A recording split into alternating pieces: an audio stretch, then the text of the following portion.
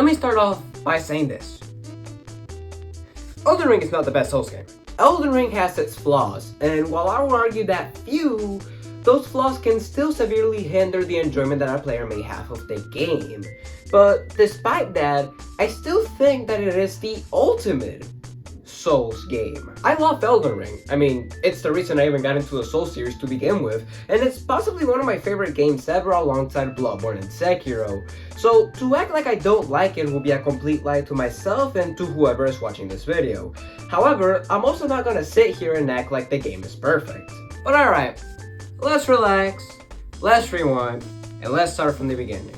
I'm first gonna talk about the things that I liked before getting to the more controversial takes on my end. So, here is Elden Ring. In Elden Ring, you're a tarnished who's trying to fix the Elden Ring and become the Elden Lord, which, oddly enough, sounds like a joke, but is quite literally the plot of the game. Of course, along the way, you have to travel to a land filled with man-made horrors beyond human comprehension, but that's just par for the course on this series. After creating your character, you get hit with a cutscene that goes a little bit like... Horror. After getting hyped, though... I'm having a blast! Now, after getting mollywopped in the first 5 minutes of the game, we shortly get turned into a tutorial, which for some players can be this little cave available at the beginning of the game, or skipping that entirely, opening the sword, taking a good look at the environment around the player, and probably looking into how they can follow lawsuit for physical battery against a giant and a horse. Your choice. The beginning portions of an open world game are really important because they more or less show you how a game is going to play out.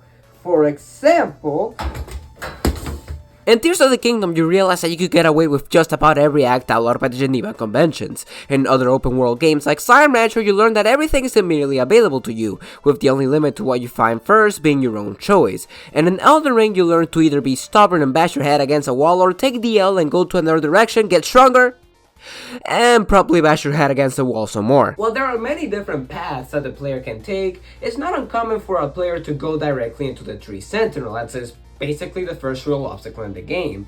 But not only is it an optional challenge, but it's also meant to be a deterrent to the player, telling the player that while they could go ahead and do this for the next 8 hours, you can turn around 180 degrees and see what else the game has to offer you. I mean, wow, look at it over there, holy shit! Oh, fuck! One of the biggest strengths in Elden Ring is simply the freedom of choice given to the player when it's time to tackle a challenge. Don't like this part? Then fuck off! What do you want me to do? Argue with you? Look at how big this map is. You can go that way, or that way, or... Okay, maybe not that way. Unlike other Souls games, there's normally another way to go if you're stuck. You can just skip Godric's castle entirely and go headfirst into Renala, which theoretically means that there's nothing stopping you from fighting her first other than the, son of a bitch. By the midpoint of the game, there were so many areas to explore that I was just taking turns going into each area before heading to the main bosses. I would go to this area first, then explore a little bit of this area, then explore a little bit of that area, and just repeat that process for like fucking 10 hours or so. Exploration is one of the biggest strengths of the game. Even with my second playthrough, there were still a lot of areas that I didn't quite get to explore like I wanted. And I didn't even touch the underground for most of my second playthrough, which is huge. By the way, there are secrets hidden in every corner. Every place that you go to is probably gonna have something of value. And the different quest lines will lead to you finding a bunch of different areas that you would have never thought about before. You wanna find Melania? Okay! Go to this area in the snow part of the map. But how do I get there? Well, you have to go to this optional dungeon and fight this bastard which is guarding a piece of a valuable medallion. But that isn't all!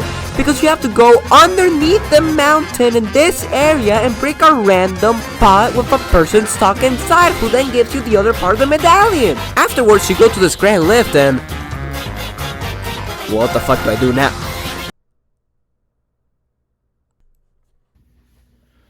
Oh! And the craziest part is... we're still not done, that's right, because after all that you walk through the winter storm that fogs over your vision, and then you get to a town, do a puzzle inside of the town, which finally lets you go to the area in which Melania resides! Don't even get me started on the Halictree experience. One quest could have you run around the entire world, and no corner is left untouched, and it makes the entire map feel significant. I don't want to do the entire Millennium side quest again. Exploring is a delight, not just because of everything that I've already mentioned, but because the game is simply just really damn fun. The game is basically a slightly upgraded version of Souls 3 with the addition of the jump, so the combat already feels excellent overall. I've said this before in my other videos, and I'll say it again considering the fact that my last Souls video was nearly half a year old. But what makes Souls games so good isn't necessarily the controls or how they feel, but more so the synergy that these have with the rest of the game. The games can feel good, but they also have a certain clunkiness to them. Every action is deliberate and it takes its time to charge. Every move has its wind up and you have to properly wait for the animation to finish before you can do another action. Battling against every obstacle in this game is essentially a dance. You have to properly time your moves, and if you were to throw a move at the wrong time, then you will end up getting punished. Dominating the dance is what makes the game so fun. Every move being properly executed is incredibly satisfying, and it makes the player feel accomplished, like they just overcame a great hurdle, even if it's just random enemy number 36. Just like a real dance recital, I don't know why I'm still going with the dance analogy. It simply works too well for the Soul series. Just like a real dance recital, for every... Why are you looking onto him? You keep trying, you keep improving, you keep bettering yourself, until eventually...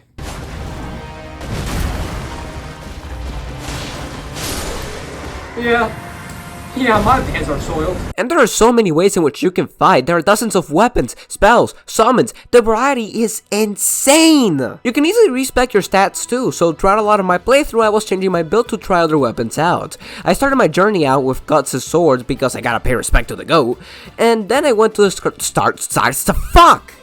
I still can't say it. The Star Scorched Greatswords, but then I switched to the katanas about halfway through and eventually stuck with Malenia's Blade and the Rivers of Blood. The variety in weapons and what they do is honestly astounding. You can make a whole playthrough just sticking to one weapon without difficulty, and for the new players, they can easily try out different builds and weapons to find what they like. Aspects like these are absolutely excellent for both newcomers and veterans, encouraging replayability and incentivizing variety. Deadass, I was this close to doing a New Game Plus in my OG save file in which I used a magic build, and believe me, I would've.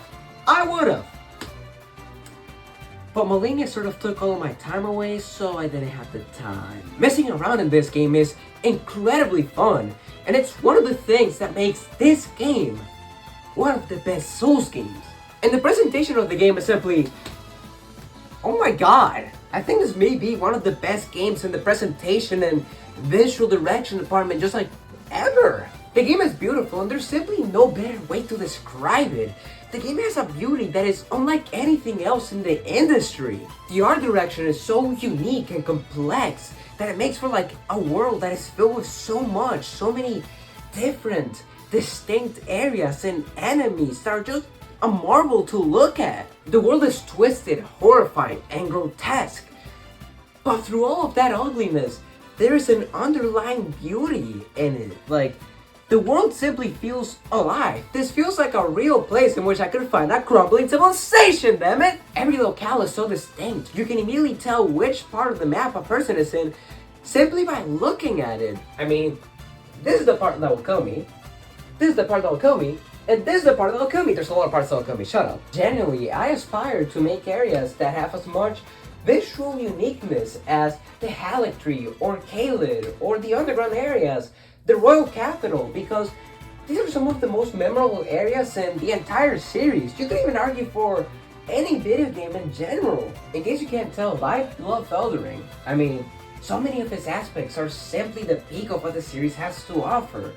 I mean, it has some of the best accessibility, as it's one of the easiest games for a new player to like pick up. It has some of the best exploration in the series. It has some of the best weapon variety in the series. And it has by far the best art direction in the entire series and most games out there. In so many different aspects, Elden Ring is simply absolutely perfect. There are a million things that Elden Ring does well. But there are a couple of things that the game does badly, and those couple of things, while few, can severely affect the experience of the game. Some of the best parts about Souls games are the dungeons that you will see through your entire experience. I mean, places like Anor Londo, Central Yarnum, Irithel of the Royal Valley, I mean, many of the DLC areas. Like, dungeons are some of the most important aspects of the Souls experience. And Elden Ring, I mean, it's kind of lacking, ain't it? Out of the many dungeons that you'll find in Elden Ring, some of the ones that you may find most commonly are the Legacy dungeons,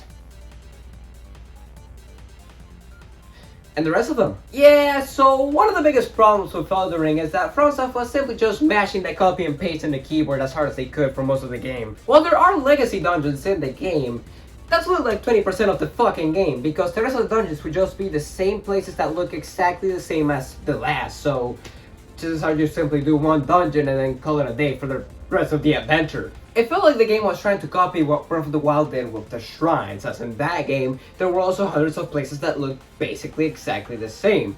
But hold on, scratch that, rewind a couple seconds. What did I say?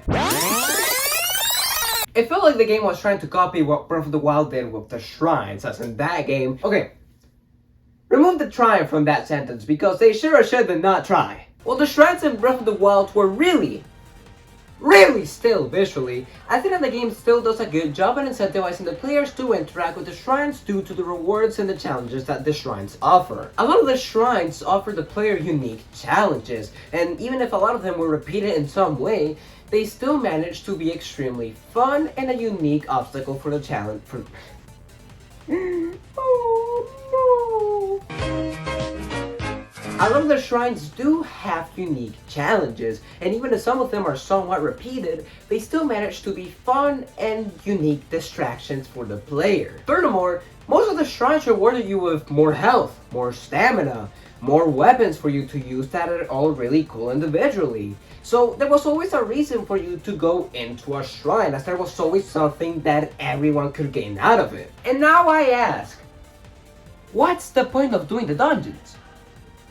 Not being like the other girls? Okay, those dungeons are optional and shit, but there are still legacy dungeons, a bunch of them being mandatory as well, so shouldn't we be rating the quality of those dungeons instead of harshly criticizing an optional aspect of the game? And you will be sort of right, you beautiful piece of shit, but unfortunately those places have problems too! I do think that for the most part the legacy dungeons in Elden Ring are incredibly well made. A lot of the legacy dungeons have multiple paths, secrets to find, areas to explore. However, I also think that a lot of those places are very shallow in comparison to other areas in Souls as a whole. The biggest example that I can find, Redmain Castle, the area where you fight Redmain Castle, the area where you fight Radahn, I won't pronounce his other name.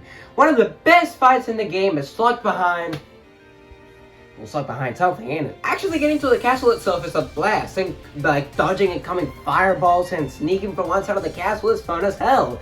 But then you get to the fucking area itself and it's like, I mean, nothing really happens. There's not a lot of interesting content in here. You fight one of the worst dual bosses in the game, and then you get hit with one of the best bosses in the game. Like fuck me, man. At least the other areas had some foreplay before jumping to physical abuse. Raya Lucaria is another area that I feel lacks a lot of standout moments, except for that one part where somebody's dog just starts attacking with magic. That fucking dog is smarter than I am! Overall, the game still has a lot of really good areas. Lindell, Halictree, the Golden Capital, all of these areas are really good, and overall, I do think that the legacy dungeons that are really good far outweigh the bad and the mediocre. But I just wish that there was a better balance of quality and quantity for the next game, as that is something that a lot of other Souls games have managed to balance better. Yeah, while you're at it, please fix the bosses, because honestly, what the fuck? Like the areas, I do think that Elden Ring has some really good bosses. Like, main story bosses, I think they're really goddamn good. But it's like, there are also some really bad bosses in there. I would argue that the repetition is, once again, the cause for this problem. There'll be some bosses that are bad, yeah, but there'll be some bosses that, on their own, they're pretty good.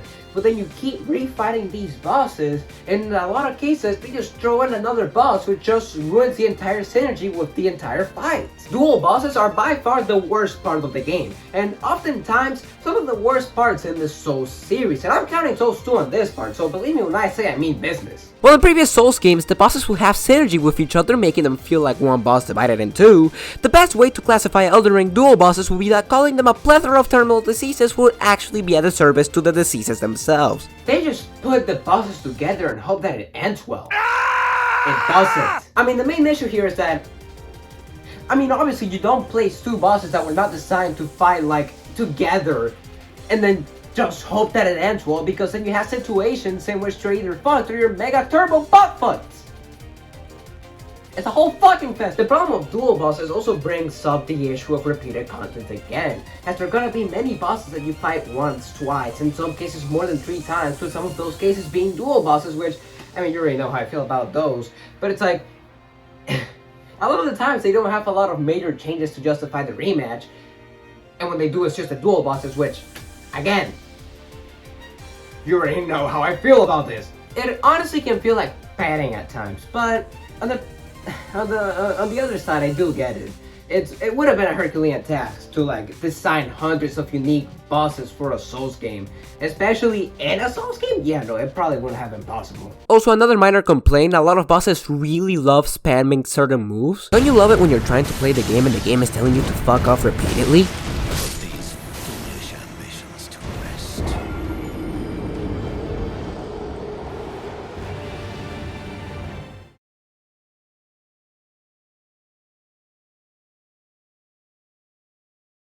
Elden Ring is not perfect, not by any means, but then why do I say that it is the ultimate Souls experience if it's not the best Souls experience? Elden Ring is basically everything that people love about the Souls series, but in a grander, way bigger scale. Earlier in the video, I briefly touched on why people love the Souls series, and I compared the gameplay of the games to a dance of sorts, saying how after every mistake, the players keep improving, bettering themselves, and keep trying over and over until eventually they succeed. But this doesn't necessarily apply just to the game, but also to real life. The series has gained a reputation for helping people improve their mental health and grow. And this is something that you don't really see anywhere else in the industry, mainly because this is a result of the philosophy of Souls games. In a Souls game, you'll be faced with insurmountable challenges that will hit you like an 18-wheeler, making you fail dozens of times again and again and again. But what matters is that you get back up. Despite the crushing difficulty, you keep improving, you keep trying, you keep pushing, until finally you overcome the adversities and you become stronger, but not necessarily in the game, but here. If you don't believe me, then start a new save file and notice how all the bosses that were kicking your ass a whole lot are now a whole lot more manageable. You were the one who got stronger, not your character. Souls games are experiences, journeys of improvement in a way, self-improvement, journeys in which you face 1,000 horrors and end up with improvements that can be as deep as you becoming better in a video game, or you becoming better capable of dealing with the difficulties of every day through playing a video game. I should probably take this moment to specify that I haven't suffered from any like mental illnesses. I'm not really like, I don't suffer from like depression or anxiety or any other like possible mental like illnesses that people talk about when talking about Souls games. I'm just mainly talking about like what I've noticed when like looking at a bunch of videos at Souls games. Like, you know, there's this one, there's that one, there's that one over there. Like, you know, I'm just speaking of what I've seen. I'm not speaking from personal experience, that's what I want to say. When I was doing my Hades 2 video a couple weeks back, I remember that I said something along the lines of Souls games being punishing, but also not very encouraging to the player. But after finishing my replay of Elden Ring, I can say with confidence that, in a way, I was pretty off. The game is encouraging, but instead of encouraging the player, it allows the player to encourage itself. I don't know if it makes any sense what I'm saying, but it's like, I think that you can get like the general idea of what I'm trying to communicate here. Now that I'm writing this segment, I'm thinking back on one of the lines spoken by one of the blacksmiths in Souls 1, who says something like, "Be safe, friend. Don't you dare go alone." And like, that's just such a great line, man. Don't give up on life. Despite the ugly, despite the dark, there's always gonna be a light that you can find at the end of the tunnel. Like, that's just such a great line. I love these games, man. I think that Elden Ring nails everything that makes the Souls series great. And while it isn't perfect or the best in all of it, it certainly excels in nearly every single aspect. I think that more than any other Souls game, Elden Ring is an experience, and this may just be biased from the fact that this is my first Souls game, but at the same time, it simply makes sense. Elden Ring gives the player a world like never before, with challenges and death lurking around every corner, but how you choose to tackle those challenges, how you choose to improve, well, that's up to you, and I think that there's something beautiful in that. I guess what I'm trying to say here is that more than Elden Ring being the ultimate game for builds or for bosses or weapons or whatever, I guess what I'm trying to say is that Elden Ring is the best game for the essence of a Souls game. I think that if I were to recommend a Souls game to a newcomer, then it would probably have to be Elden Ring. I mean, the game is the easiest in the Souls series, but it's also the most accessible and the most freeing out of any other Souls game in return. How or when you face those walls is entirely up to you, but regardless of the methods that you use, the game still makes you feel accomplished, and that alone makes it a great recommendation for newcomers in my eyes. Elden Ring, despite its flaws, I mean, it's a fucking masterclass in the industry, and a game that will be remembered for decades to come. Well, that's all that I wanted to say. Be safe, friend. Don't you dare go hollow. And see you in the shadows of the earth.